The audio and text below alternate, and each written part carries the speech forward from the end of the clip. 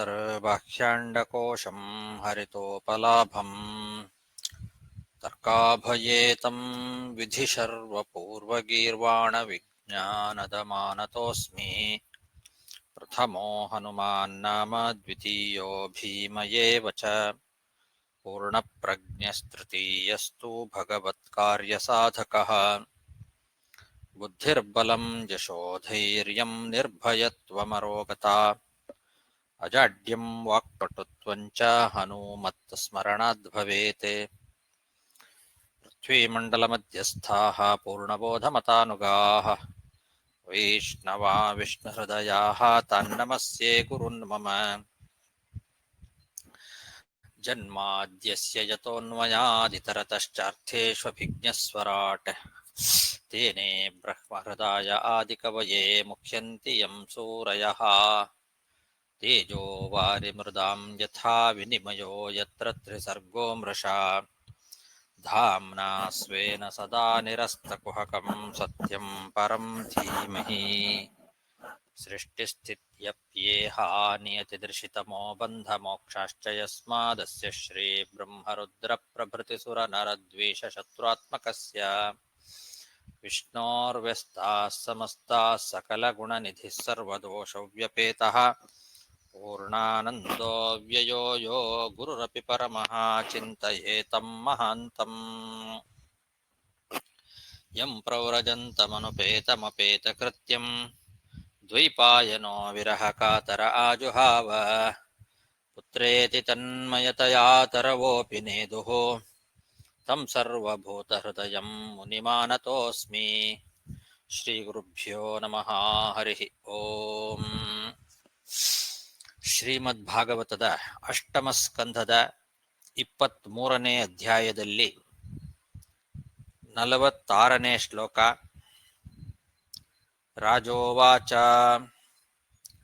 ಅನಾದ್ಯ ವಿದ್ಯೋಪಹತಾತ್ಮಸಂವಿದಸ್ತನ್ಮೂಲ ಸಂಸಾರ ಪರಿಭ್ರಮಾತುರಾಃ ಯದೃಚ್ಛಯೇಹೋಪಸೃತಾಯಮಾಪ್ನುಯುರ್ವಿಮುಕ್ತಿದೋ ನ ಪರಮೋ ಗುರುರ್ಭವಾನ್. ಸತ್ಯವ್ರತ ಮಹಾರಾಜ ಮತ್ಸ್ಯರೂಪಿಯಾದ ಭಗವಂತನನ್ನ ಸ್ತೋತ್ರ ಮಾಡ್ತಾ ಇದ್ದಾನೆ. ಈ ಶ್ಲೋಕದಿಂದ ಪ್ರಾರಂಭ. ಸತ್ಯವ್ರತ ಮಾಡಿದಂತಹ ಮಧುಸೂದನನ ಸ್ತೋತ್ರ. ವರತ್ರೇಣ ಅಹಿನಾ ತುಷ್ಟಃ ತುಷ್ಟಾವ ಮಧುಸೂದನಂ ಅಂತ ಹಿಂದೆ ಹೇಳಿದರು. ಮತ್ಸ್ಯರೂಪಿಯಾದ ಭಗವಂತನ ಕೊಂಬಿಗೆ ಆ ನೌಕೆಯನ್ನ ಕಟ್ಟಿ ಆ ಭಗವಂತನನ್ನ ಸ್ತೋತ್ರ ಮಾಡ್ತಾ ಇದ್ದಾನೆ. ಅನಾದಿ ಅವಿದ್ಯೋಪಹತಾತ್ಮ ಸಂವಿಧ, ಅನಾದಿಯಾದಂತಹ ಅವಿದ್ಯೆಯಿಂದ ಭಗವಂತನ ಜ್ಞಾನ ಆವೃತವಾಗಿರುತ್ತೆ. ಆದ್ರಿಂದ ಈ ಸಂಸಾರದಲ್ಲಿ, ಎಂಥ ಸಂಸಾರ ಇದು? ಅವಿದ್ಯಾಮೂಲಕವಾದಂತಹ ಸಂಸಾರ. ಈ ಸಂಸಾರದಲ್ಲಿ ತಿರುಗಿ ತಿರುಗಿ ಸುತ್ತಾಡಿ ತುಂಬ ಬಳಲಿರ್ತಕ್ಕಂತಹ ಸಜ್ಜನರು ಆ ಭಗವಂತನ ಇಚ್ಛೆಯಿಂದಲೇನೆ ಸಂಸಾರದಲ್ಲಿ ಒಳ್ಳೆ ಉತ್ತಮವಾದ ವೈಷ್ಣವ ಜನ್ಮವನ್ನ ಪಡೆದು ಕೊನೆಗೆ ಆ ಭಗವಂತನನ್ನ ಪಡಿತಾರೆ. ಆ ಭಗವಂತನನ್ನ ಪಡಿಬೇಕಾಗಿದ್ರೆ ಅನೇಕ ಜನ್ಮಗಳಲ್ಲಿ ಸುತ್ತಾಡಿ ಕೊನೆಗೆ ಉತ್ತಮವಾದ ವೈಷ್ಣವ ಜನ್ಮವನ್ನ ಪಡೆದ ನಂತರದಲ್ಲಿ ಜ್ಞಾನವನ್ನ ಪಡೆದು ಅವನನ್ನ ಭಕ್ತಿ ಮಾಡಿ ಆ ಪರಮಾತ್ಮನನ್ನ ಹೊಂದುತ್ತಾರೆ ಸಜ್ಜನರು. ಅಂತಹ ಪರಮಾತ್ಮನೂ ಮತ್ತೆ ಗುರುವೂ ಆಗಿದ್ದಿ ನೀನು ನನಗೆ. ನೀನೇ ಆ ಪರಮಾತ್ಮ ಎಲ್ಲ ಸಜ್ಜನರು ಕೂಡ ಏನು ಅವಿದ್ಯಾ ಮೂಲಕವಾದ ಸಂಸಾರದಲ್ಲಿ ಅನೇಕ ಬಾರಿ ಸುತ್ತಿ ಸುತ್ತಿ ಸುತ್ತಿ ಕೊನೆಗೆ ನಿನ್ನ ಇಚ್ಛೆಯಿಂದಲೇ ಒಳ್ಳೆ ವೈಷ್ಣವ ಜನ್ಮವನ್ನು ಪಡೆದು ನಿನ್ನನ್ನು ಪಡಿತಾರಲ್ಲ, ಆ ಅಂತಹ ಪರಮಾತ್ಮನೇ ನೀನು. ಅಂತಹ ನೀನೇ ನನಗೆ ಗುರುವೂ ಆಗಿದ್ದಿ. ಅಂತಹ ನೀನು ನಮ್ಮನ್ನ ಈ ಪ್ರಳಯ ಸಮುದ್ರದಿಂದ ಮಾತ್ರ ಅಲ್ಲ, ಸಂಸಾರ ಅನ್ನೋ ಸಮುದ್ರದಿಂದಲೂ ನಮ್ಮನ್ನ ದಾಟಿಸಿ ನಮಗೆ ಮುಕ್ತಿಯನ್ನ ಕೊಡು ಅಂತ ಕೇಳ್ಕೊಳ್ತಾ ಇದ್ದಾನೆ. ಇವಾಗ ಈ ಸಂಸಾರ ಸಮುದ್ರ ದಾಟಿಸುವಂತಹ ನೀನು ಮೊದಲು ನಮ್ಮನ್ನ ಈ ಪ್ರಳಯ ಸಮುದ್ರದಿಂದ ದಾಟಿಸ್ಬೇಕು. ಅಷ್ಟು ಮಾತ್ರ ಅಲ್ಲ, ಕೊನೆಗೆ ಸಂಸಾರ ಸಮುದ್ರದಿಂದಲೂ ನಮ್ಮನ್ನ ದಾಟಿಸ್ಬೇಕು ಅಂತ.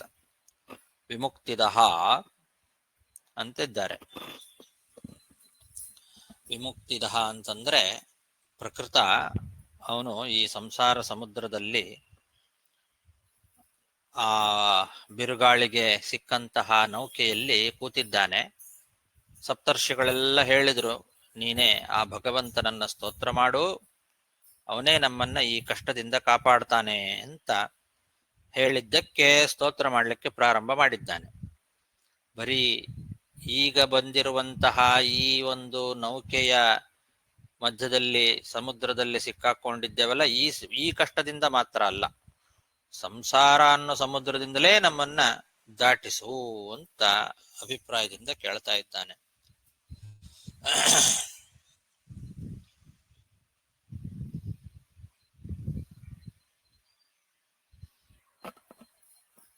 ಅನಾದ್ಯ ವಿದ್ಯೋಪಹತಾತ್ಮ ಸಂವಿದಃ ತನ್ಮೂಲ ಸಂಸಾರ ಪರಿಭ್ರಮಾತುರಾಃ ಯದೃಚ್ಛಯೇಹೋಪಸೃತಾ ಯಮಾಪ್ನುಯುಃ ವಿಮುಕ್ತಿದೋ ನ ಪರಮೋ ಗುರುರ್ಭವಾನ್. ಜನೋ ಬುಧೋಯಂ ನಿಜ ಕರ್ಮ ಬಂಧನಃ ಸುಖೇಚ್ಛಯಾ ಕರ್ಮ ಸಮೀಹತೆ ಅಸುಖಂ. ಯತ್ಸೇವಯಾತಾಂ ವಿಧುನೋತ್ಯಸನ್ಮತಿಂ ಗ್ರಂಥಿಂ ವಿಭಿಂದ್ಯಾದ್ ಹೃದಯೇ ಸನೋ ಗುರುಃ.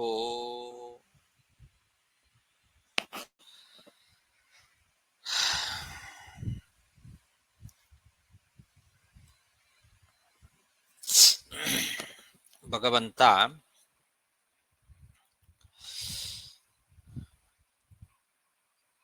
ಸರ್ವೋತ್ತಮನಾಗಿದ್ದಾನೆ, ಗುರುವೂ ಆಗಿದ್ದಾನೆ. ನಮಗೆ ಮಾತ್ರ ಅಲ್ಲ, ಬ್ರಹ್ಮದೇವರಿಗೂ ಗುರುವಾಗಿರ್ತಕ್ಕಂಥವನು. ಗುರೋಹೋ ಗುರುಹು ಪರಮೋ ಗುರೋಹೋ ಗುರುಹು ಅಂತ. ಗುರುವಿಗೂ ಗುರು, ಎಲ್ಲರಿಗೂ ಗುರುವಾಗಿರ್ತಕ್ಕಂಥವನು ಚತುರ್ಮುಖ ಬ್ರಹ್ಮ. ಆದರೆ ಅವನಿಗೂ ಗುರುವಾಗಿರ್ತಕ್ಕಂಥವನು ನೀನು ಅಂತರ್ಥ. ಅಂತಹ ನೀನು ನಮ್ಮ ಕರ್ಮ ಬಂಧನವನ್ನ ಕಳಿಲಿ ಅಂತ ಸ್ತೋತ್ರ ಮಾಡ್ತಾ ಇದ್ದಾನೆ. ಹೇಗೆ ಅಂದ್ರೆ, ಎಲ್ಲರಿಗೂ ಕೂಡ ಸ್ವರೂಪಾನಂದ ಅಂತನ್ನೋದು ಬರಬೇಕು. ಅದು ಈ ಕರ್ಮದ ಬಂಧನ ಪೂರ್ತಿ ಹೋದ ಮೇಲೆ ಮೋಕ್ಷದಲ್ಲಿ ಮಾತ್ರ ಸಿಗತಕ್ಕಂಥದ್ದು ಸ್ವರೂಪಾನಂದ. ಬಂಗಾರ ಅಗ್ನಿಯ ಸಂಪರ್ಕ ಆದಾಗ ಆ ಬಂಗಾರದಲ್ಲಿರುವಂತಹ ಕೊಳೆಯೆಲ್ಲ ಹೋಗ್ತದೆ. ಬಂಗಾರವನ್ನ ಶುದ್ಧಿ ಮಾಡೋದು ಅಗ್ನಿ.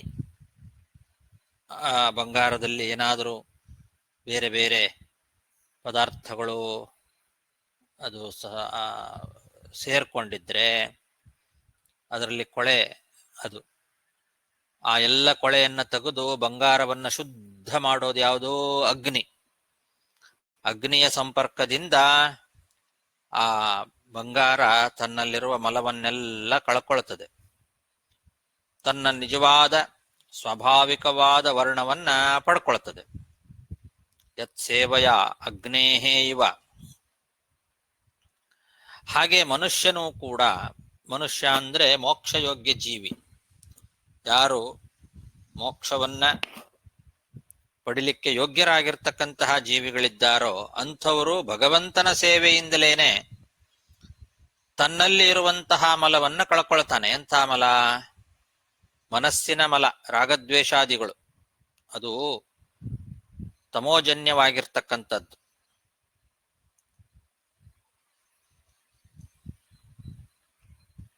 ಅಂತಹ ಮಲವನ್ನ ಕಳ್ಕೊಳ್ಳಿಕ್ಕೆ ಹೊರಗಿನ ಯಾವ ಪದಾರ್ಥಗಳಿಂದಲೂ ಸಾಧ್ಯ ಇಲ್ಲ. ಮನಸ್ಸಿನಲ್ಲೇ ಇರುವಂತಹ ಕೊಳೆ ಅದು, ರಾಗ ದ್ವೇಷ ಮೊದಲಾದಂಥವುಗಳೆಲ್ಲ. ಅದು ಹೋಗಬೇಕಾಗಿದ್ರೆ ಅದಕ್ಕೆ ಭಗವಂತನ ಸೇವೆಯೇ ಕಾರಣ. ಆ ರೀತಿ ಮುಮುಕ್ಷುಗಳು ಭಗವಂತನ ಸೇವೆಯನ್ನ ಮಾಡಿ ತಮ್ಮ ಮನಸ್ಸಿನಲ್ಲಿರುವಂತಹ ಈ ತಮೋಜನ್ಯವಾದ ರಾಗ ದ್ವೇಷ ಮೊದಲಾದ ಮಲಗಳನ್ನೆಲ್ಲ ಪರಿಹಾರ ಮಾಡ್ಕೊಳ್ತಾರೆ. ಅಗ್ನಿಯಂತೆ ಅದು ಭಗವಂತನ ಸೇವೆ. ಅಗ್ನಿ ಅದು ಬಂಗಾರದಲ್ಲಿರುವಂತಹ ಮಲವನ್ನ ಹೇಗೆ ತೊಡೆದು ಹಾಕಿ ಸ್ವಾಭಾವಿಕವಾದ ಆ ಬಂಗಾರದ ವರ್ಣವನ್ನ ಉಂಟು ಮಾಡಿ ಕೊಡ್ತದೋ ಹಾಗೆ ಭಗವಂತನ ಸೇವೆ ಅಂತನ್ನೋದು ಮುಮುಕ್ಷುಗಳ ಮನಸ್ಸಿನಲ್ಲಿರುವ ಎಲ್ಲ ರಾಗದ್ವೇಷಾದಿ ಮಲವನ್ನ ಕಳೆದು ಹಾಕಿ ಸ್ವರೂಪವನ್ನ ತಂದು ಕೊಡ್ತದೆ. ಸ್ವರೂಪಾನಂದವನ್ನ ಪಡಿತಾರೆ ಆ ಮುಮುಕ್ಷುಗಳು ಭಗವಂತನ ಸೇವೆಯಿಂದ. ಅಂತಹ ಭಗವಂತ ನೀನೋ ಗುರುವಿಗೂ ಗುರುವಾಗಿದ್ದಿ, ಗುರುಗಳಾದ ಜಗತ್ತಿಗೆ ಗುರುಗಳಾಗಿರ್ತಕ್ಕಂತಹ ಬ್ರಹ್ಮಾದಿ ದೇವತೆಗಳಿಗೂ ಗುರುವಾಗಿದ್ದಿ, ಸರ್ವೋತ್ತಮನಾಗಿದ್ದಿ. ಈಶಃ ಪರಮಃ ಗುರೋಹೋ ಗುರುಹು. ಅಂತಹ ನೀನು ನಮ್ಮ ಕರ್ಮಬಂಧನವನ್ನೆಲ್ಲ ಪರಿಹಾರ ಮಾಡು.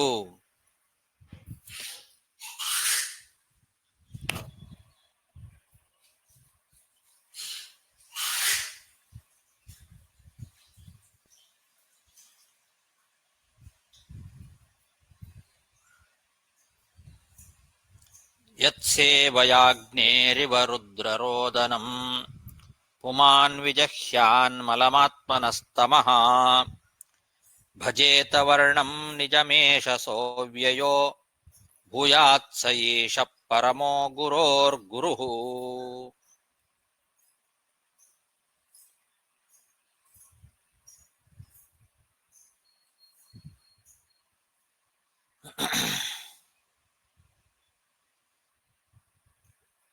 ಒಂದು ಶ್ಲೋಕ ಹಿಂದೆ ಮುಂದೆ ಆಯಿತು. ಜನೋ ಬುಧೋಯಂ ನಿಜ ಕರ್ಮ ಬಂಧನಃ ಸುಖೇಚ್ಛಯಾ ಕರ್ಮ ಸಮೀಹತೆ ಸುಖಂ ಯತ್ಸೇವಯಾ ತಾಂ ವಿಧುನೋತ್ಯ ಸನ್ಮತಿಂ ಗ್ರಂಥಿಂ ವಿಭಿಂದ್ಯಾಧೃದಯೇ ಸನೋ ಗುರುಃ.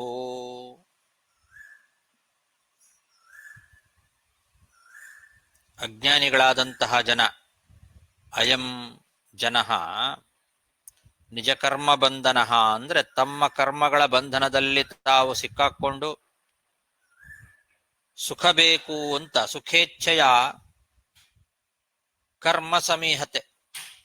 ಎಂತ ಕರ್ಮ? ಅಸುಖಂ ಕರ್ಮ ಸಮೀಹತೆ. ಸುಖ ಬೇಕು ಅಂತ ಯಾವ ರೀತಿ ಕರ್ಮ ಮಾಡಬೇಕು ಅಂತ ಗೊತ್ತಾಗದೆ ಆ ಕರ್ಮದ ಬಂಧನದಲ್ಲಿ ಸಿಕ್ಕಾಕೊಂಡು ದುಃಖಕರವಾದ ಕರ್ಮವನ್ನೇ ಮಾಡ್ತಾರೆ. ಮತ್ತು ಸುಖ ಬೇಕಾಗುವ ಕರ್ಮವನ್ನ ಮಾಡೋದೇ ಇಲ್ಲ ಅಜ್ಞಾನಿಗಳು. ಯಾವ ಕರ್ಮವನ್ನ ಮಾಡೋದ್ರಿಂದ ಸುಖ ಆಗ್ತದೆ ಅಂತನ್ನೋದನ್ನ ತಿಳ್ಕೊಳ್ಳದೆ ಈ ಕರ್ಮ ಬಂಧನದಿಂದ ಬಿಡುಗಡೆಯನ್ನ ಪಡಿಲಿಕ್ಕೆ ಮತ್ತು ಸುಖವನ್ನ ಪಡಿಬೇಕು ಅಂತ ಹೇಳಿ ಆಸೆಯಿಂದ ದುಃಖಕ್ಕೆ ಬೇಕಾಗುವ ಕರ್ಮಗಳನ್ನೇ ಮಾಡ್ತಾ ಹೋಗ್ತಾರೆ ಅಜ್ಞಾನಿಗಳು. ಆದರೆ ಜ್ಞಾನಿಗಳು ಹಾಗಲ್ಲ. ಜ್ಞಾನಿಗಳು ನಿನ್ನನ್ನು ಸೇವೆ ಮಾಡಿ ಆ ಸೇವೆಯಿಂದ ದುಷ್ಕರ್ಮವನ್ನ ಮಾಡುವ ಬುದ್ಧಿಯನ್ನ ಕಳ್ಕೊಳ್ತಾರೆ. ಅಸನ್ಮತಿಂ ವಿಧುನೋತಿ, ಅವರಿಗೆ ಈ ಕೆಟ್ಟ ಕರ್ಮವನ್ನ ಮಾಡುವ ಬುದ್ಧಿ ಏನಿದೆ ಅದನ್ನ ನೀನು ಪರಿಹಾರ ಮಾಡ್ತಿದ್ದಿ ನಿನ್ನ ಸೇವೆಯನ್ನ ಮಾಡುವಂತಹ ಜ್ಞಾನಿಗಳಿಗೆ. ಆದ್ರೆ ಅಜ್ಞಾನಿಗಳು ಸುಖ ಬೇಕು ಸುಖ ಬೇಕು ಅಂತ ಮತ್ತು ಮತ್ತು ದುಃಖಕ್ಕೆ ಬೇಕಾಗುವ ಕರ್ಮವನ್ನೇ ಮಾಡ್ತಾರೆ. ಅಸುಖಂ ಕರ್ಮ, ದುಃಖಕ್ಕೆ ಬೇಕಾಗುವ ದುಃಖಕರವಾದ ಕರ್ಮವನ್ನೇ ಮಾಡ್ತಾರೆ.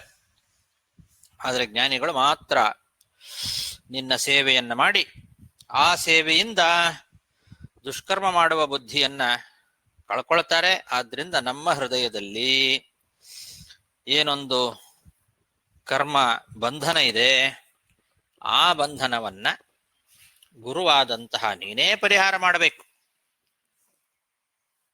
ಅಂತ ಹೇಳಿ ಆಮೇಲೆ ಯತ್ ಸೇವಯಾಗ್ನೇರಿವ ರುದ್ರರೋದನಂ ಪುಮಾನ್ ವಿಜಹ್ಯಾನ್ ಮಲಮಾತ್ಮನಸ್ತಮಃ, ಅಗ್ನೇರಿವ ಅಂತ ದೃಷ್ಟಾಂತ ಕೊಟ್ಟಿದ್ದಾರೆ. ಬಂಗಾರ ಹೇಗೆ ಅಗ್ನಿಯ ಸಂಪರ್ಕದಿಂದ ತನ್ನಲ್ಲಿರುವ ಕೊಳೆಯನ್ನೆಲ್ಲ ಕಳ್ಕೊಳ್ತದೋ, ತನ್ನ ಸ್ವಾಭಾವಿಕವಾದ ವರ್ಣವನ್ನ ಪಡ್ಕೊಳ್ತದೋ, ಹಾಗೆ ಆ ಸಜ್ಜನರು ಮುಮುಕ್ಷುಗಳು ಯತ್ ಸೇವೆಯ ಅಂದ್ರೆ ಯಾವ ಭಗವಂತನ ಸೇವೆಯಿಂದಲೇನೆ ತಮ್ಮ ಮನಸ್ಸಿನಲ್ಲಿರುವಂತಹ ರಾಗದ್ವೇಷಾದಿ ಮಲವನ್ನ ಕಳ್ಕೊಂಡು ತಮ್ಮ ನಿಜವಾದ ಸ್ವರೂಪಾನಂದವನ್ನು ಪಡಿತಾರೋ ಅಂತಹ ಭಗವಂತ ನೀನು. ಹಾಗಾಗಿ ನಮ್ಮಲ್ಲಿರುವ ಆ ಕರ್ಮ ಬಂಧನವನ್ನ ಸರ್ವೋತ್ತಮನಾದ ಗುರುವಿಗೂ ಗುರುವಾದ ಬ್ರಹ್ಮಾದಿ ದೇವತೆಗಳಿಗೆ, ಜಗದ್ಗುರುಗಳಾದ ಬ್ರಹ್ಮಾದಿ ದೇವತೆಗಳಿಗೂ ಗುರುವಾದಂತಹ ನೀನು ನಮ್ಮ ಆ ಕರ್ಮ ಬಂಧನವನ್ನ ಪರಿಹಾರ ಮಾಡು ಅಂತ. ಹೀಗೆ ಈ ಎರಡು ಶ್ಲೋಕಗಳು ಕೂಡ ಕರ್ಮ ಬಂಧನವನ್ನ ಪರಿಹಾರ ಮಾಡು ಅಂತ ಕೇಳ್ಕೊಳ್ತಕ್ಕಂತಹ ಶ್ಲೋಕ. ಯತ್ ಸೇವೆಯ ಅಗ್ನೇಹೇ ಇವ ರುದ್ರರೋದನಂ ಅಂತಿದೆ ಇಲ್ಲಿ. ರುದ್ರರೋದನ ಅಂತಂದ್ರೆ ಬೇರೆ ಏನೋ ರೋದನ ಅಂತ ತಿಳ್ಕೊಳ್ಬೇಡಿ. ರುದ್ರರೋದನ ಅಂದ್ರೆ ಬಂಗಾರ ಅಂತ ಅಷ್ಟೇ ಅರ್ಥ. ಬಂಗಾರಕ್ಕೆ ರುದ್ರರೋದನ ಅಂತ ಹೆಸರು. ಜಾತರೋಪಂ ಶ್ರೀಮುಕುಟಂ ಹಿರಣ್ಯಂ ರುದ್ರರೋದನಂ ಅಂತ ಕೋಶ.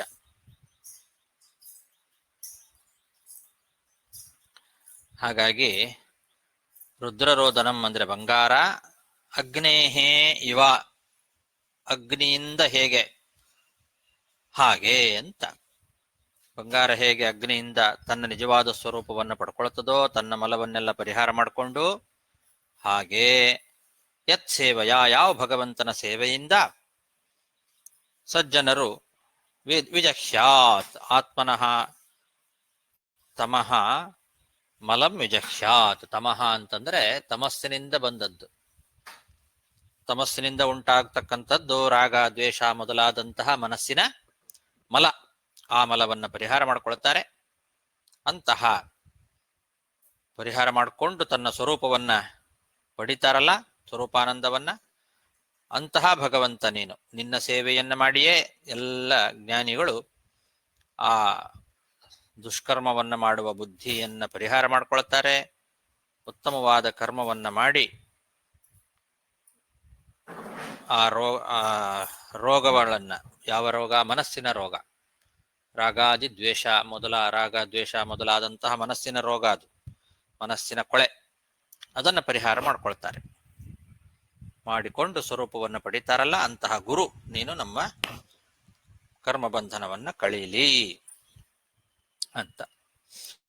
ಜನೋ ಬುಧೋಯಂ ನಿಜ ಕರ್ಮ ಬಂಧನ ಸುಖೇಚ್ಛಯ ಕರ್ಮ ಸಮೀಹತೆ ಸುಖಂ ಯತ್ಸೇವಯಾ ತಾಂ ವಿಧುನೋತ್ಯ ಸನ್ಮತಿಂ ಗ್ರಂಥಿಂ ವಿಭಿದ್ಯಾದ್ಹೃದಯೇ ಸನೋ ಗುರುಃ ಯತ್ಸೇವಯಾಗ್ನೇರಿವ ರುದ್ರರೋದನಂ ಪುಮಾನ್ ವಿಜಹ್ಯಾನ್ಮಲಮಾತ್ಮನಸ್ತಮಃ ಭಜೇತ ವರ್ಣಂ ನಿಜಮೇಶ ಸೋವ್ಯಯೋ ಭೂಯಾತ್ ಸ ಏಷ ಪರಮೋ ಗುರೋರ್ಗುರುಃ. ಇಷ್ಟಾದ ಮೇಲೆ ಪುನಃ ಮತ್ತೆ ಆ ಭಗವಂತನನ್ನ ಸ್ತೋತ್ರ ಮಾಡ್ತಾ ಇದ್ದಾನೆ ಸತ್ಯವ್ರತ ಮಹಾರಾಜ. ನಯತ್ ಪ್ರಸಾದಾಯುತ ಭಾಗಲೇಶಂ ಅನ್ಯೇ ಚ ದೇವಾ ಗುರವೋ ಜನಾ ಸ್ವಯಂ ಕರ್ತುಂ ಸಮೇತಾ ಪ್ರಭವಂತಿ ಪುಂಸಃ ತಮೀಶ್ವರಂ ತ್ವಾಂ ಶರಣಂ ಪ್ರಪದ್ಯೆ.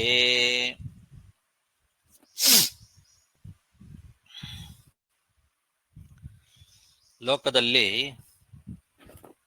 ಬೇಕಾದಷ್ಟು ಜನ ನಮಗೆ ಅನುಗ್ರಹ ಮಾಡತಕ್ಕಂಥವರಿದ್ದಾರೆ. ದೇವತೆಗಳಿದ್ದಾರೆ, ಗುರುಗಳಿದ್ದಾರೆ, ಹೀಗೆ ಬಹಳಷ್ಟು ಜನ ನಮಗೆ ಅನುಗ್ರಹವನ್ನು ಮಾಡುವಂತಹ ವ್ಯಕ್ತಿಗಳು ಸಿಗ್ತಾರೆ. ಆದರೆ ನೀನು ಮಾಡುವ ಅನುಗ್ರಹ ಏನಿದೆ ಅಲ್ಲ, ಆ ಅನುಗ್ರಹಕ್ಕೂ ಅವರು ಮಾಡುವ ಅನುಗ್ರಹಕ್ಕೂ ತುಂಬಾ ವ್ಯತ್ಯಾಸ ಇದೆ. ಆ ಬೇರೆ ದೇವತೆಗಳು, ಗುರುಗಳು ಮತ್ತು ಉಳಿದ ಜನ ಬೇಕಾದಷ್ಟಿದ್ದಾರೆ. ಆ ಎಲ್ಲರೂ ಸೇರಿ ಮಾಡುವ ಅನುಗ್ರಹ, ಇಷ್ಟಾರ್ಥಗಳನ್ನ ಅವರೇನು ನಮಗೆ ತಂದು ಕೊಡ್ತಾರೆ, ಅದು ನೀನು ಸ್ವತಂತ್ರವಾಗಿ ಅನುಗ್ರಹಿಸುವ ಇಷ್ಟಾರ್ಥಗಳಲ್ಲಿ ಅದು ಅಯುತ ಭಾಗಲೇಶಂ, ಅದು ಕೂಡ ಅಲ್ಲ. ಅಯುತ ಭಾಗಲೇಶ ಅಂತಂದ್ರೆ 10,000 ಭಾಗದ ಒಂದು ಲೇಶವೂ ಅಲ್ಲ. ನೀನು ಮಾಡುವ ಅನುಗ್ರಹ ಏನಿದೆ, ನಿನ್ನ ಒಂದು ಅನುಗ್ರಹದಿಂದ ನಾವೇನು ಇಷ್ಟಾರ್ಥಗಳನ್ನ ಪಡ್ಕೊಳ್ತೇವೆ, ಅದರಲ್ಲಿ 10,000 ಭಾಗ ಮಾಡಿ ಅದರಲ್ಲಿ ಒಂದು ಭಾಗದಲ್ಲಿ ಒಂದು ಲವಲೇಶ ಏನಿದೆ ಅಷ್ಟಕ್ಕೂ ಅದು ಸಮಾನ ಅಲ್ಲ.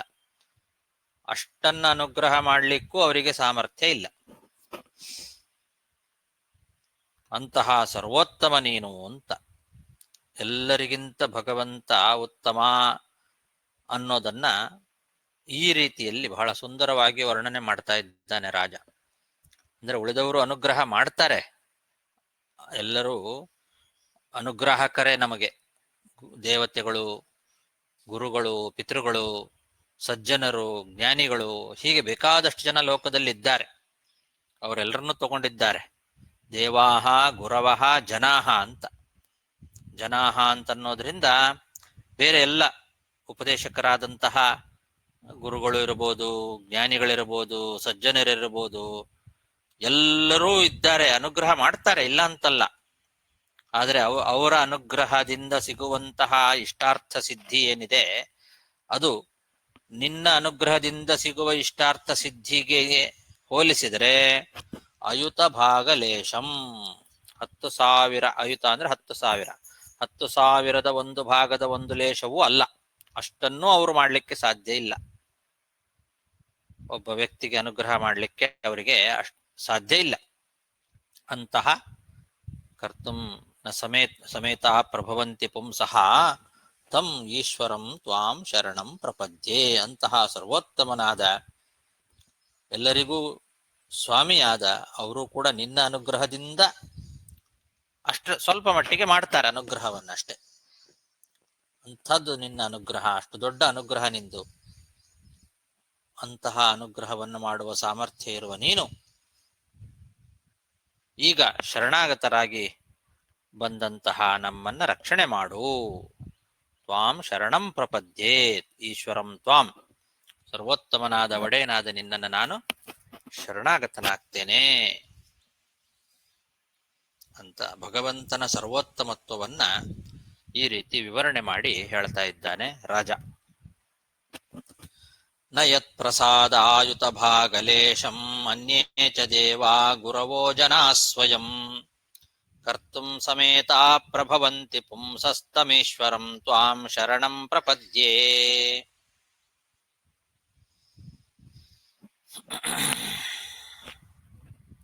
ಸಚಕ್ಷುರಂಧಸ್ಯ ಯಥಾಗ್ರಣೀಕೃತಃ ತಥಾ ಜನಸ್ಯಾ ವಿದುಷೋ ಬುಧೋ ಗುರುಃ ತ್ವಮರ್ಥದೃಕ್ ಸರ್ವದೃಶಾಂ ಸಮೀಕ್ಷಣೋ ವೃತೋ ಗುರುರ್ನಃ ಸುಗತಿಂ ಬುಭುತ್ಸತಾಂ. ದೃಷ್ಟಾಂತಪೂರ್ವಕವಾಗಿ ನಮಗೆ ತಿಳಿಸಿ ಭಗವಂತನನ್ನ ಪ್ರಾರ್ಥನೆ ಮಾಡ್ತಾ ಇದ್ದಾನೆ ಸತ್ಯವ್ರತ ಮಹಾರಾಜ. ಸಚಕ್ಷು ಅಂಧಸ್ಯ ಯಥಾಗ್ರಣೀ ಕೃತಃ ತಥಾ. ಕಣ್ಣು ಇಲ್ಲದೆ ಇರ್ತಕ್ಕಂಥವರಿಗೆ ಯಾರು ದಾರಿ ತೋರಿಸ್ಬೇಕು? ಕಣ್ಣಿರೋರೇ ದಾರಿ ತೋರಿಸ್ಬೇಕು. ಇಲ್ಲದೆ ಇದ್ರೆ ಹಿಂದೆ ಹೇಳಿದಂತೆ ಅಂಧೇನೇವ ನಿಯಮಾನ ಯಥಾಂಧಾಹ ಅಂತ ಆಗ್ತದೆ.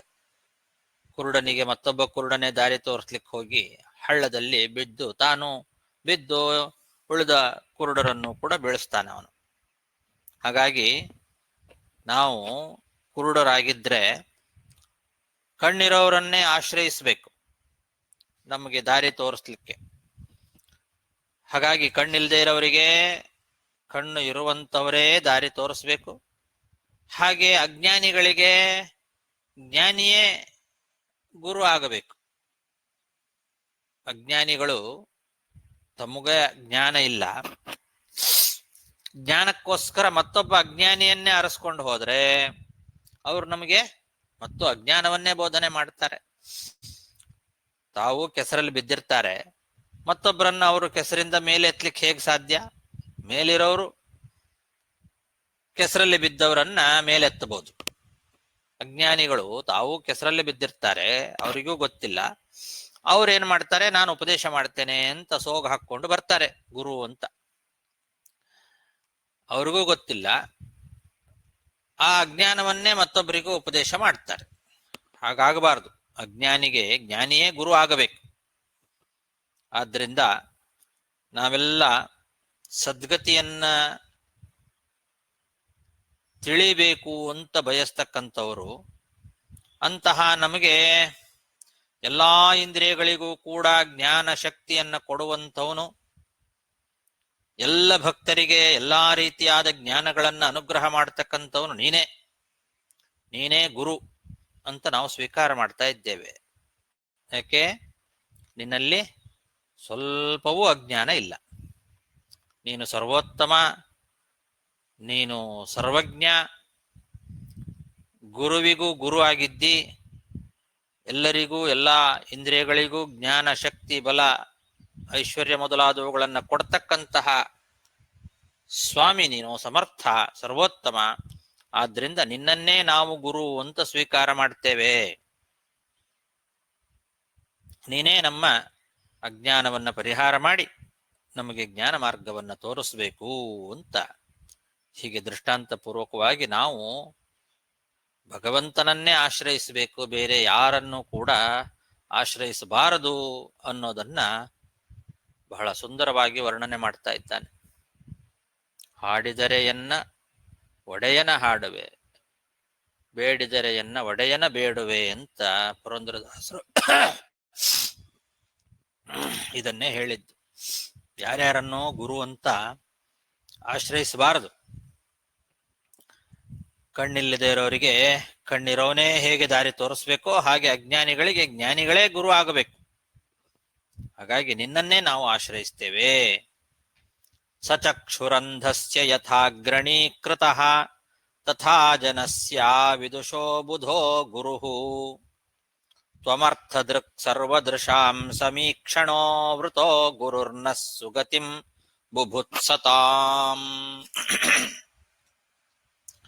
ವಿವಿತ್ಸತಾಂ ಅಂತ ಕೂಡ ಪಾಠ ಇದೆ. ಅಚಕ್ಷುರಂಧಸ್ಯ ಯಥಾಗ್ರಣೀಹಿ ಅಂತ ಒಂದು ಪಾಠನೂ ಇದೆ. ಸಚಕ್ಷುರಂಧಸ್ಯ ಯಥಾಗ್ರಣೀಹಿ ಅಂತ ಕೂಡ ಪಾಠ ಇದೆ. ಎರಡನ್ನು ಇಟ್ಟುಕೊಳ್ಳಬಹುದು.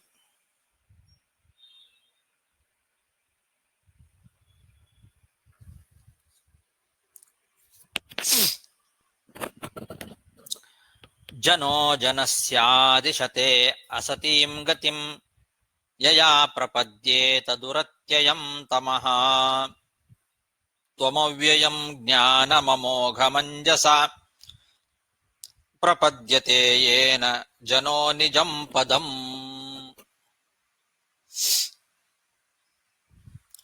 ಹಿಂದೆ ಹೇಳಿದ್ದನ್ನೇ ಮತ್ತೆ ಸ್ವಲ್ಪ ಇನ್ನೂ ಸ್ಪಷ್ಟಪಡಿಸ್ತಾ ಹೇಳ್ತಾ ಇದ್ದಾನೆ. ಅಜ್ಞಾನಿಗಳು ಜ್ಞಾನ ಬೇಕು ಅಂತ ಯಾರ ಹತ್ರ ಹೋಗ್ತಾರೆ? ಮತ್ತು ಅಜ್ಞಾನಿಗಳ ಹತ್ರನೇ ಹೋಗ್ತಾರೆ. ಗೊತ್ತಿಲ್ಲ.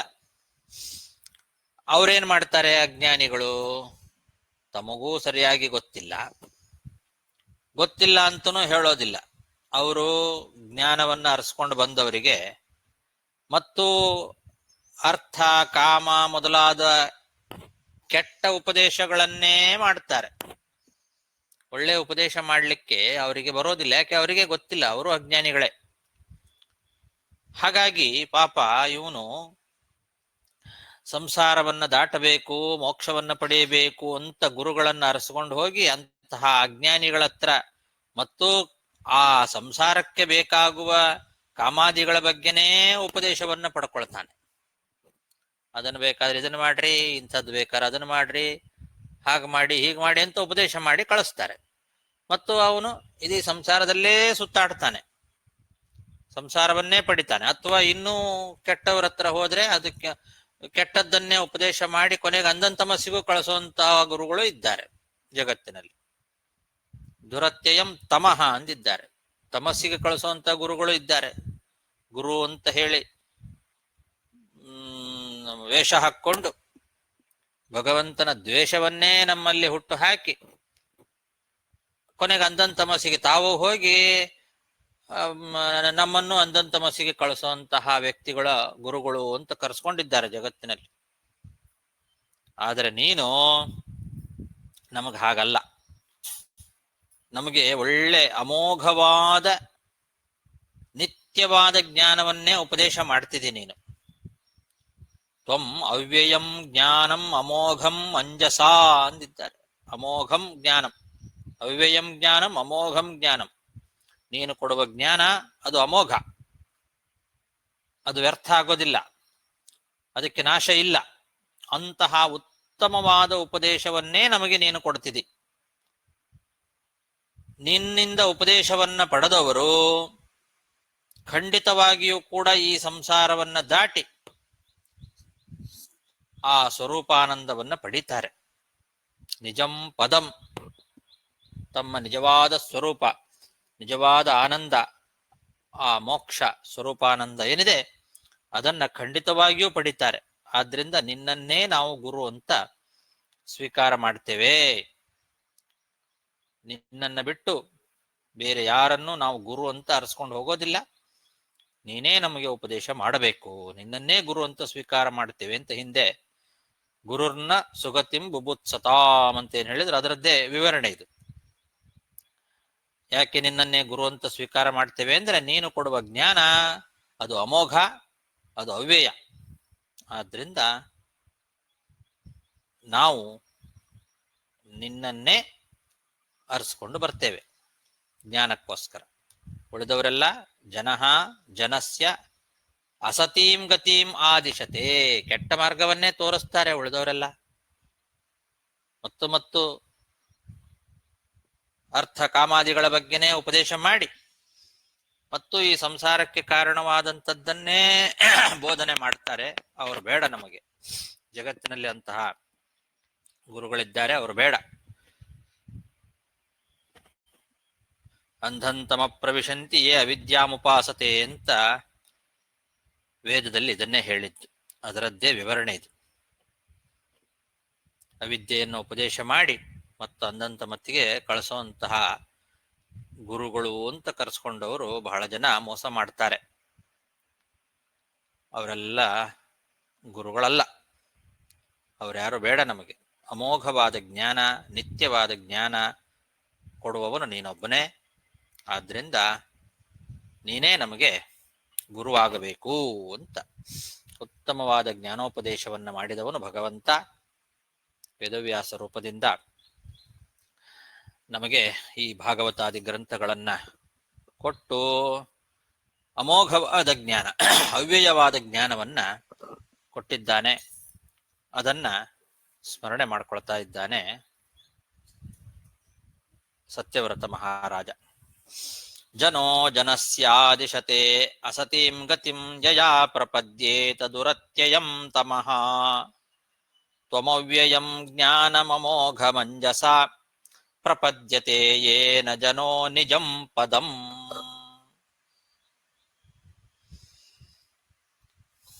ಅಲ್ಲಿಗೆ 51 ಶ್ಲೋಕ ಆಯಿತು.